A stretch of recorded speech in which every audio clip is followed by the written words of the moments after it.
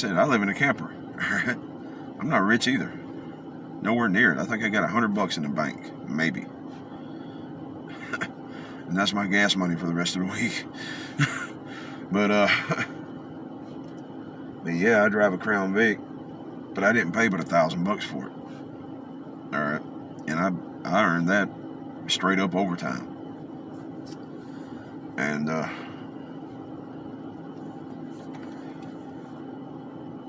earned it, and that felt good when I went up in there and slapped my car down. I said, I want that white one. All right, but that's the best feeling in the world. You can go out and straight up buy a car cash. Not with no stimulus check either, with money that you earned. All right. Now, yeah. Oh. But as far as this racial injustice stuff goes,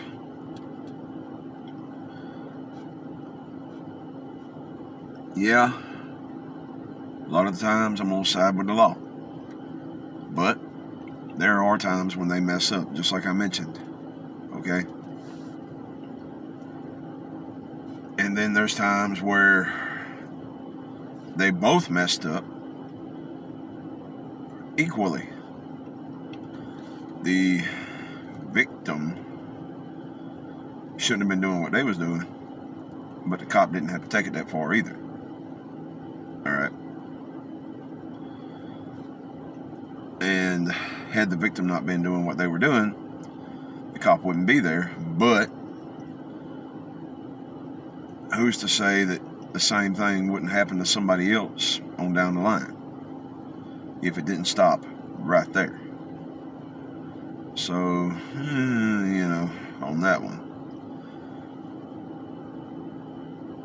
If you had a time machine and you went back and prevented that person from doing whatever they were doing, or caused a distraction where that particular cop that pulled the trigger had to be somewhere else, then maybe that person would still be alive, and possibly that cop would still go on being a cop without ever having to shoot anybody. You don't know. It might have just been extenuating circumstances, But I'm not all one side or the other. And I know I sound like a broken record, but sometimes the victim was straight up wrong. Sometimes the cop was straight up wrong. Sometimes both of them were wrong. They shouldn't have been doing what they was doing. Cop didn't have to take it that far. All right. Yeah, that's how I stand on some of them situations. But on the profiling, all right, because that's the main problem. Now, as soon as I said that, y'all are probably thinking, yeah, they racially profiled us. No, dude. You profiled yourself first. They just went along with it. Now, let me elaborate on that. Everybody has a profile. Whether they fit into it or not is their own decision.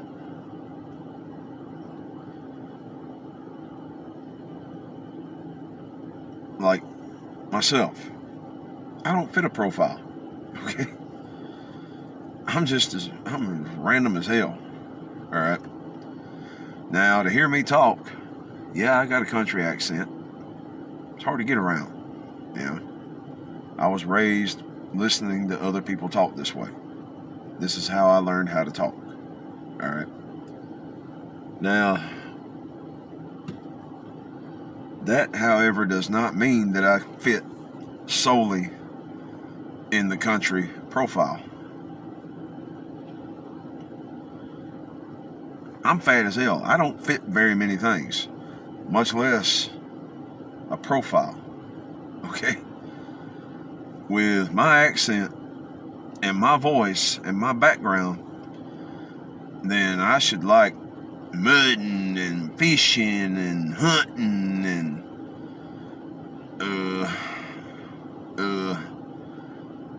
Hank Williams Sr., not the junior mess, and Elvis and Johnny Cash and big jacked up trucks, and yeah, that's my profile. But guess what? I don't fit it. Alright? I do like all those things except for the jacked up trucks. That's just stupid to me. Unless it come from the factory that way, then it was meant to run that way. See, but I do like all those things except the fishing and the jacked up trucks. And I've never actually been hunting. Like, ever. I got guns, but I've never been hunting. Because that's not what the Second Amendment is about. Okay? Not completely. But,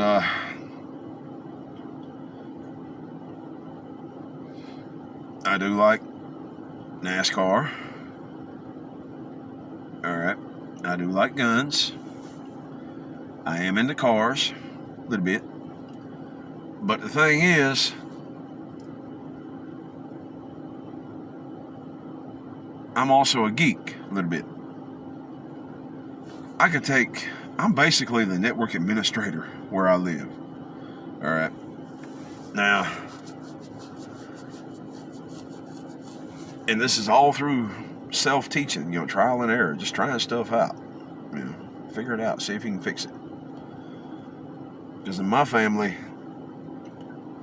you at least try to fix it before you take it to somebody else. And usually at that point it's beyond repair, but I can count on one hand the number of times that my dad has hired somebody else to do something for him. Like a professional, all right?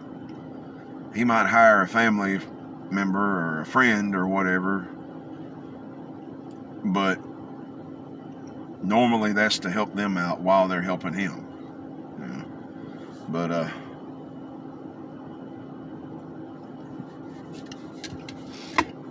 in 34 years, I can count on one hand how many times he's had a car or a vehicle in the shop after the warranty expired. Okay? And only then, because he either didn't have the tools, like specialty tools that cost $300 or $400 and you're only going to use it like once ever, or he just flat out didn't have time because he had to work. I can count on one hand how many times I've had a car in the shop and I got 3 fingers left over because of I just flat out didn't have time. It was a major job and I didn't have time to mess with it. But y'all seen my channel, okay? I can fix your laptop and take said laptop out to your car and use it to fix your car. Alright? And I'm pretty good with a cell phone. I can fix your cell phone within reason. And then take it out and use it in conjunction with a code reader, which I'm one of 2 people that I know that has one, and use it to fix your car. Or at least tell you what's wrong with it. I had to use it on this one. I had to use it on that Buick. Alright? And they're not that hard to use. You plug it up, the code pops up, P100. Alright? Multiple random misfire. Means you got a bad coil. Probably. Alright? Change coil.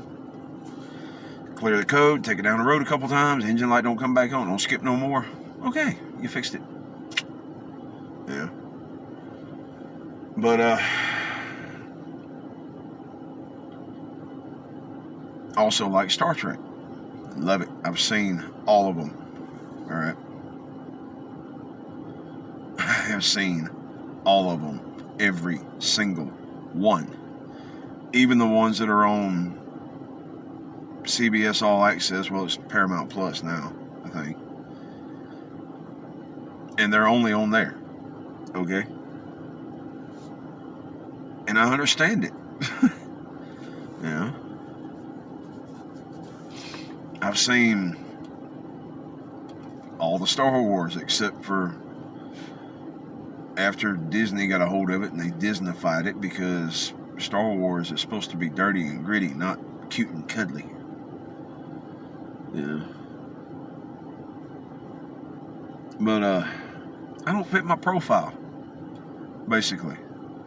Yeah, I'm country, but I'm also a geek, a little bit. Yeah, I'm country, and I like country music and all those artists I just mentioned, but I also like rap. And I found a happy medium, hip hop. Try it out. All right. But anyway, that's just me. But most of my family, they fit squarely in the country profile. All right, like, yeah, that's you. You're over there. You know, you go in that box with the country people. I don't have a box. You know. But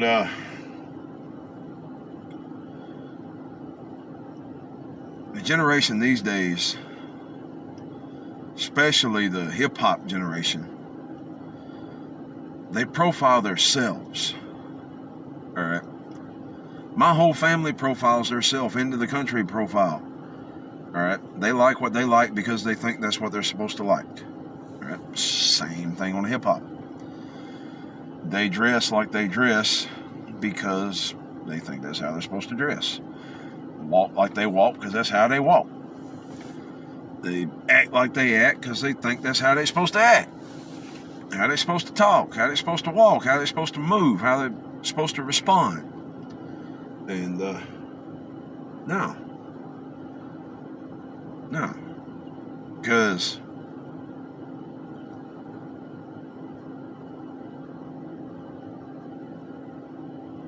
a lot of rap music, most of it, all they talk about is killing, pimping, or buying pussy, getting drunk. Well, that's country too. Getting high, wait a minute, that's country too. Nowadays, anyway. And shooting people. Okay? And fuck the popo. Alright? I just stereotyped basically every rap song there is for the past 10 years right there. Tell me I'm lying. Now,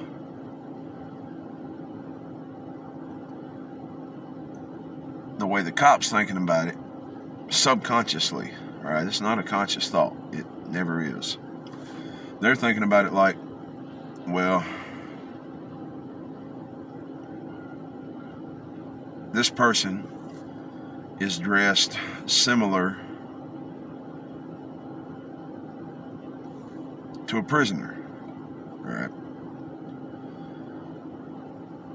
They got their pants hanging down. They got 6 pairs of pants on, and you can see all the layers, you know.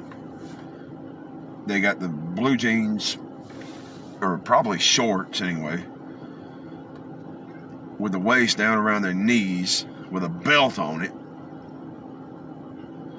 And then they got maybe a pair of blue jeans under them, or another pair of shorts. And then an actual pair of jeans, if it's cold. And then some basketball shorts, or sport shorts, what I call them, sport shorts. And then boxers, and then briefs, and you can see all this shit now. Unless they're wearing a dress for a shirt, which you see that a lot. But dude got a belt on, but his damn belt's down there by his knees, you know. But either that or their pants are way too big for them and their belt's fitting too loose and they're walking around holding their crotch because that's how they got to hold their pants up. Like, what the fuck? You know, just tighten your belt up and wear some damn pants that fit. But, yeah.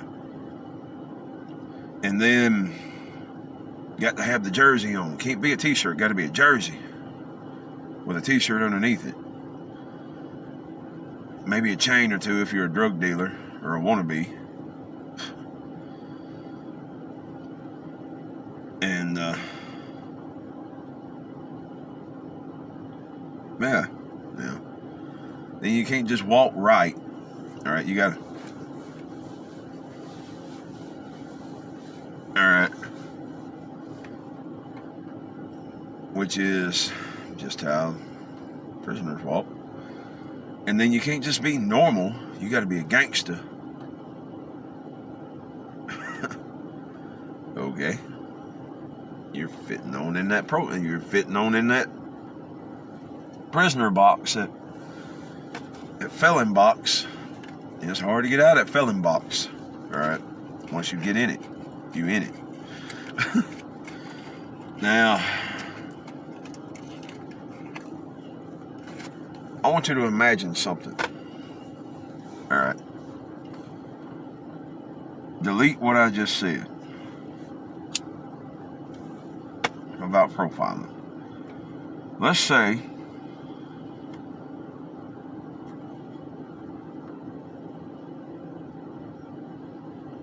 you're not even a cop. All right. Let's say you're neighborhood watch, which I'll get into that in a minute. But let's just say, all right.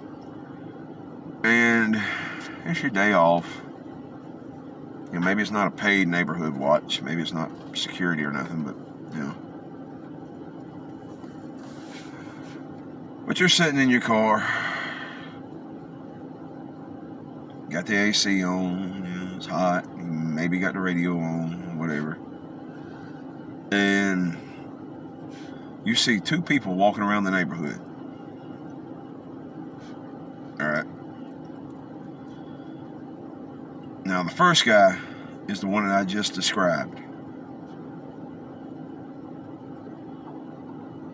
And he's standing on a street corner. All right, just standing there, minding his own business. Now, cars keep pulling up. And then they talk at the window. And then they leave. And this is happening every 20, 30 minutes or so. Yeah. And maybe he's by himself. Maybe he got some buddies. You don't know this guy. All right. And it's sad but true. Even though he's your neighbor, you don't know him. Nowadays. But what do you think is going through your head? Here's this guy. White, black, Mexican, purple, brown, green, yellow, polka dotted. It don't matter what his skin color is. Look how he's dressed. Look how he's walking. Look how he's talking. And look what's going on. Cars pulling up, cars leaving. What do you think's going on? He ain't out there giving directions, folks. And you know that. And even though you never talked to him before, you profile him. All right, he fits in the gangster profile.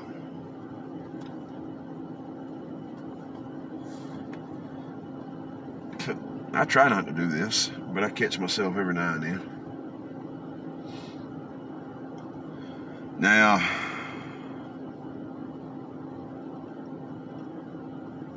think about this one. All right.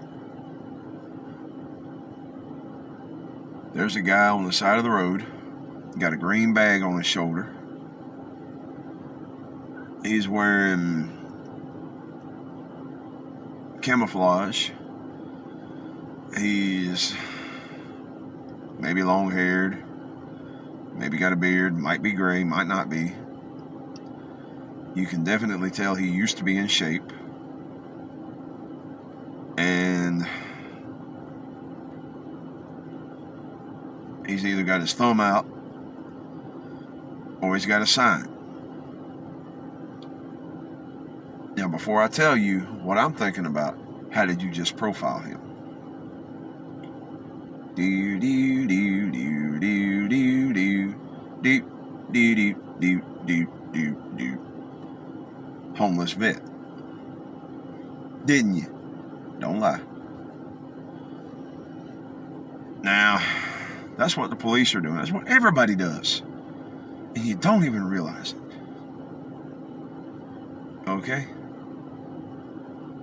It is a survival instinct. Like, what are you doing, dude? From back in the day, I mean, like way back. Like, you see somebody you don't know, they're not from your tribe. How are they dressed? Oh, they're wearing that? They must be from this tribe, and this tribe is known for this. Bad guy, you just profiled. And it wasn't even a conscious effort back then. But the people went with it. And it's still ingrained in us. Alright? So the best thing I can tell you is, don't let yourself fit a profile if you don't want what comes with that profile. And that's part of why I made the decision that I did. I wanted to be who I am, not who somebody told me to be. Okay? Now, on to accountability. And y'all gonna love me for this one.